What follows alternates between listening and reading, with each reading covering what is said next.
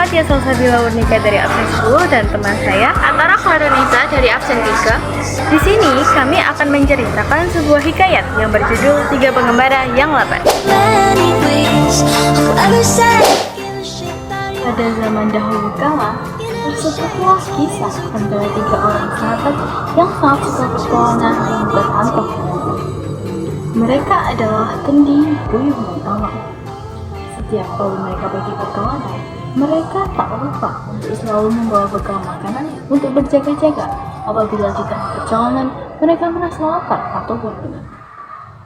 Hingga pada suatu hari, ketika mereka sedang mengembara di suatu hutan belantara yang begitu lapar, tiada anginlah, tiba-tiba mereka merasa sangat lapar. Setelah mengecek persediaan bekal makanan, ternyata sungguh malang nasibnya. Semua perbekalan makanan yang dibawa telah habis dimakan pada waktu rehat di perjalanan sebelumnya. Jadi, mau tak mau, mereka pun harus menahan rasa lapar mereka. Karena sudah tidak ada hal yang bisa diperbuat lagi, mereka pun kemudian singgah dan rehat sejenak di bawah pohon tua yang bernama pohon ara. Dengan keadaan payah menahan lapar, Kendi bergeluh, "Hei, jika ada nasi sekalah, akan kuhabiskan seorang diri." Kemudian disahut oleh Buyung, "Jika lapar begini, ayam panggang 10 ekor pun akan kuhabiskan," sahut Buyung. Sedangkan Awang, ia tidak seperti temannya. Ia tidak rakus dan hanya berharap supaya ia bisa diberi sepinggan nasi dan lauk yang cukup untuk mengisi perutnya.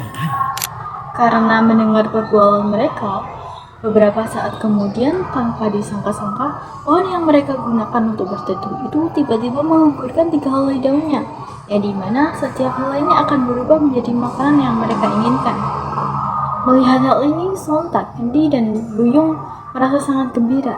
Mereka segera bergegas untuk menyantap sekawan nasi dan 10 ekor ayam panggang yang diberikan oleh pohon itu dengan sangat lahap dan rakus. Sedangkan Awang, ia mengucap syukur dan memakan sepinggan nasi dan lauk tersebut dengan begitu tenangnya. Selang beberapa waktu kemudian, Kendi dan Buyung merasa sangat kenyang. Mereka tak mampu lagi untuk menghabiskan seluruh makanannya. Hal ini sontak membuat makanan-makanan itu menjadi sangat marah.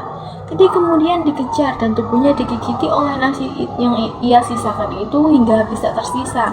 Sedangkan Buyung, ia diserang dan dipatuk oleh ayam yang ia membasihkan sendiri. Mereka telah memetik buah pahit akibat perbuatannya sendiri. Melihat gelagat rekannya yang terpekik meminta tolong itu, Awang seolah merasa seperti bermimpi.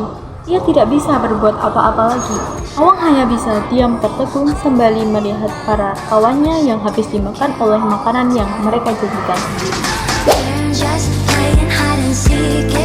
Moral dari cerita tersebut adalah jangan membuat janji yang tidak dapat ditepati. Apalagi dengan sombongnya kau melontarkan janji tersebut seolah-olah kau dapat menempatinya, namun kenyataannya kau tidak bisa menempatinya. Karena setiap kata-kata yang diucapkan harus dapat terkontrol.